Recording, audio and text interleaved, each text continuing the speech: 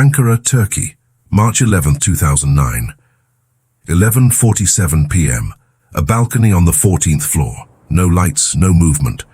From 1,240 meters away, a man who does not exist adjusts the focus of a rifle that has no serial number. He breathes 3 times. The third exhalation lasts exactly 7 seconds. The target crosses the window for 1.4 seconds. 1 shot.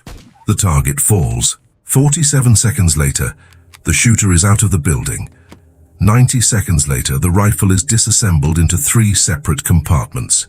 3 minutes later, he crosses the Syrian border with documents stating he sells medical equipment. 24 hours later, 2 countries are 72 hours away from open war. NATO calls for an emergency meeting. The Pentagon denies involvement. Moscow publicly accuses Washington. 72 hours later, everything stops. Without explanation, without escalation, without public mention of the shot. Because officially the shot never happened. The target was never hit. The shooter was never there. But here's the problem. You don't erase an international event with memos. You don't calm 2 governments ready for war with diplomatic meetings. And you definitely don't maintain absolute silence about a shot that almost caused the collapse of a 70-year alliance. Unless the shot was never supposed to be authorized, and the man who pulled the trigger was never supposed to exist. This is the story that no agency can confirm, because confirming it means admitting something much worse than a mistake. Act T2, origin how it got here. Fort Bragg, North Carolina. 1998. A 19-year-old boy from Spokane, Washington, hits 247 out of 250 targets at 800 meters. Crosswind of 18 kilometers H, light rain, fading light. The instructor writes down the name, circles it twice. 3 weeks later, the boy receives a summons that does not list a unit, only coordinates, date, time. He shows up, 12 men in the room, no insignia, no identification. The test lasts 96 hours, 40 targets, 15 scenarios, 3 eliminations where he doesn't know whether he's shooting at real targets or simulations until he receives the grade. He passes. From that moment on, his name is redirected. Basic records still exist, he still gets paid, still has benefits, still appears on detachment lists. But the orders, the missions, the locations, classified before they are written. His name is now Tango-Seven. It's not a code name, it's a permanent designation. 7 shooters, 3 continents, 0 trace. This is the last time anyone will treat him as an ordinary soldier. Akit 3, the structure, Ascent. The unit operates outside of 3 categories. Category 1, declarable counterterrorism. If captured, you are acknowledged. If killed, you receive a military funeral. If successful, someone eventually writes a book. Category 2, deniable operations. If captured, you are a deserter. If killed, a training accident. If successful, filed as a geopolitical coincidence. Category 3, operational non-existence. If captured, you never served. If killed, you were never born. If successful, the story is rewritten to make you unnecessary. Tango-Seven operates in Category 3. First confirmed operation, Belgrade, 2001.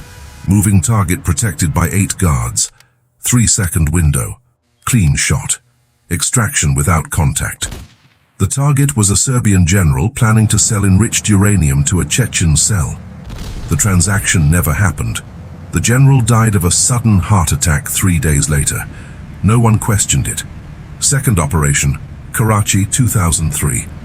Al-Qaeda financier. Armored convoy. 7 vehicles, 17 armed men. Window, 0.9 seconds. Tango-Seven fires through 2 windshields, a side window and a ventilation hatch. The projectile goes through the target's right eye. Instant death. 40 minutes later, a rival group of Al-Qaeda claims responsibility for the assassination. The CIA does not correct the narrative. Why? Because the story that the public believes is more useful than the truth. Third operation, Manila, 2005. Target in a known location. Monitored entrance, monitored exit, bulletproof windows. Problem: he needs to die today, not tomorrow. Today. Tango-Seven sets up a position on the 18th floor of a commercial building. Line of sight, 1,480 meters. Target passes an unarmored ventilation opening for 2.1 seconds every 6 minutes. He waits, 42 minutes. The target appears. Clean shot. The official autopsy lists spontaneous cerebral hemorrhagic aneurysm. The widow receives $400,000 in life insurance.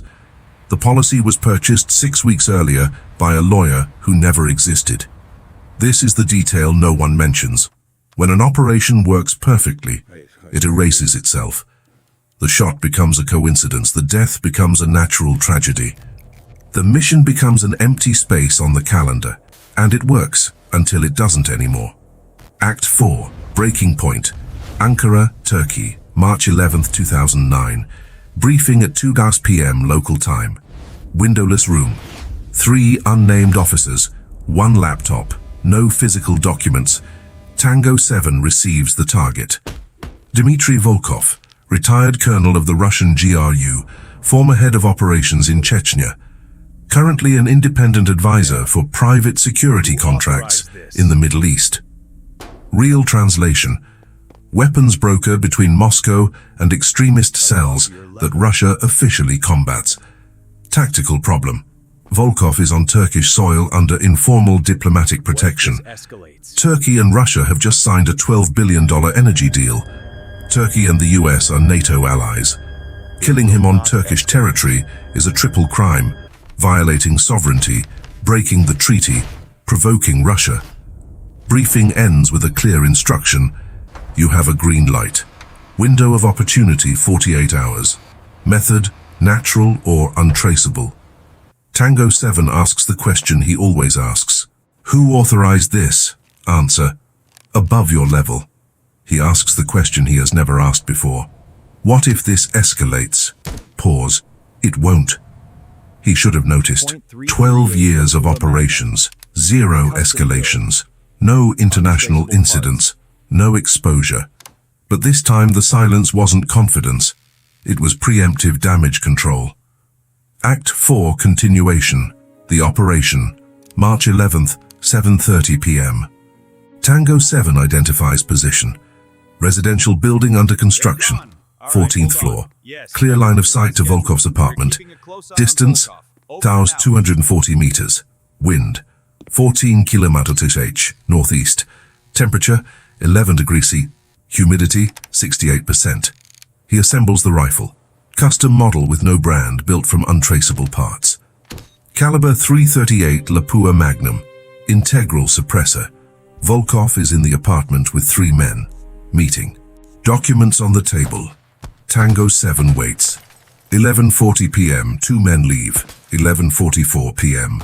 Third man answers phone, walks to balcony. Volkov is left alone in the room. Window open. No curtain. Volkov's first mistake in 40 years of operations. Predictable routine. 11:47 p.m. Volkov crosses the window. Tango-Seven adjusts 0.3 mils to the right. Compensates for wind. Compensates for drop. Compensates for Earth's curvature. Exhale. 7 seconds trigger. 1.4 seconds of flight time. Projectile passes through the window, enters the base of the skull, exits through the forehead. Volkov falls. Tango-Seven disassembles the rifle. 47 seconds. Leaves the building, crosses 3 blocks, enters a van with fake diplomatic plates. Syrian border. 90 minutes. Perfect operation. Except for one detail. The third man who left the room was not a bodyguard. It was Ahmet Kaya, Deputy Director of MIT, Turkish intelligence. The meeting was not about arms sales. It was a negotiation to jointly dismantle a terrorist cell. Volkov was cooperating. ACT-5, the cover-up. March 12th, 4 a.m. Moscow issues an official statement. Colonel Dmitry Volkov, decorated hero, killed in a cowardly terrorist attack in Ankara. The Kremlin demands an international investigation. Turkey closes borders, arrests 14 suspects. All have connections to anti-Russian groups. Washington issues a statement. We vehemently condemn acts of terror and offer full cooperation. March 12, 11 a.m. NATO calls for an emergency meeting. Russia mobilizes 2 divisions to the Georgian border, a US ally. Turkey threatens to close American bases in Incirlik. 3 days to dismantle a 70-year alliance, and all because someone authorized a shot that should never have received the green light. March 13, 6 p.m. Tango-Seven is in a safe house in Cyprus. Phone rings. An unfamiliar voice. Extraction in 40 minutes. Southport. Blue container, do not speak to anyone. He goes, empty container. Door locks from the outside, 16 hours of sea transport. When it opens, he's in an unnamed American base without a flag, without coordinates on maps. Windowless room. 3 men, no insignias.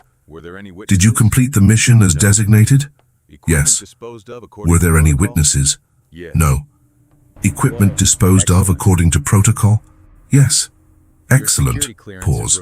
Your security clearance is revoked for administrative review. Access to classified systems, revoked. Entry to military installations, revoked. Communication with former unit members, prohibited. Why? Post-operational routine. Temporary. It wasn't temporary. March 18th. Tango-Seven receives notification. Early medical retirement. Documented PTSD. Full benefits maintained. He was never diagnosed with PTSD. He never underwent a recent psychological evaluation. But the document has a signature. It has stamps. It has a process code. All legitimate. Except the part where it's a lie. March 25th. Pension deposited. Apartment provided. Access permanently revoked. 12 years of service. 73 confirmed operations. 0 records. Act 6 and what's left. Legacy. Today he lives in Asheville, North Carolina. 2-bedroom apartment. Military pension. $3,200 monthly. No medal. No celebration. No recognition. Unique skill. Eliminating targets over 1,200 meters with an error margin of less than 5 centimeters. Current utility, 0. Marriage ended in 2011. Ex-wife didn't understand why he woke up at 3 a.m. calculating wind compensation out loud. Children. No contact in 7 years. They know he served. They don't know where. They don't know what. Friends, 4. None of them know what he really did. But there's one thing they couldn't erase. A man who spent 12 years operating invisibly learns something that's not in any manual. You don't need access to have information. You don't need authorization to have documents. You don't need official recognition to have proof. Because Tango-Seven kept something, not in a system, not on a server, not in the cloud, paper, ink, physical seal, original orders from the Ankara operation, real signature, true authorization, documents that prove something no agency can admit. The order came from a level so high that only 3 people could have authorized it. One of them became Secretary of Defense in 2014. Another has been a senator since 2016. The third died in a helicopter crash in 2012. Official cause, mechanical failure. Investigation filed away in 6 weeks. Tango-Seven did not publish the documents, did not leak to the press, did not threaten anyone. But 3 specific people received an identical envelope. No sender, no message, just a copy of the documents.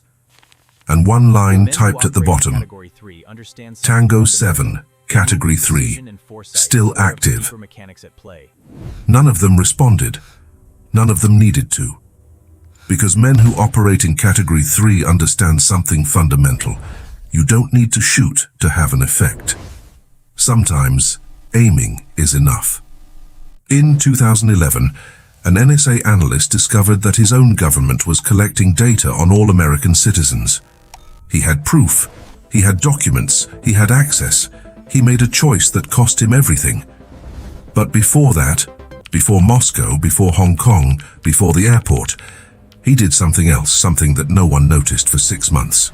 And when they did notice, the mechanism was already in motion. Irreversible. This story is in the next video, and it starts with three words that changed global surveillance forever.